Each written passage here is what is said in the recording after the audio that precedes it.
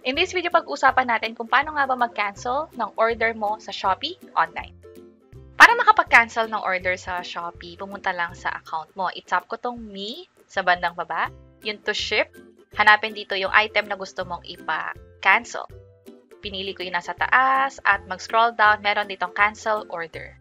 Mamimili ng dahilan kung bakit ika-cancel yung order. Ito yung napili ko, change of mind. I-click lang on confirm at refund in progress. Kadalasan mabilis lang to, lalo kung bigla mong kinancel or nagawa mo agad yung pag-cancel as soon as in-add to cart mo or pinlace order mo. Nung chinek ko yung Shopee Pay ko, naging 424 na to. Kanina, hindi ganito yung amount na to, pero dahil nag-cancel nga ako ng order, bumalik yung pera doon sa Shopee Pay account ko. So, ganun yung mangyayari kapag nag-cancel kayo ng order dahil meron ng Shopee wallet, doon mapupunta yung refund or yung cancel nga. Puntahan ko tong wallet ko, yung Shopee Pay. Ipakita ko sa inyo yung transaction history para mas malinaw. Ito yung payment na ginawa nung una, 358. Same day, nagpa-cancel ako or nagpa-refund ng 358, which is yun na nga yung napunta sa Shopee Pay account ko.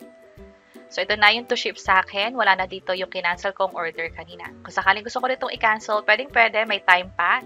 Pwedeng i-tap itong cancel order. At speaking of time, meron lang limited time para i-cancel ang order sa Shopee. Kapag hindi nyo na nakikita yung button na cancel order, it means lagpas na yung time na yon.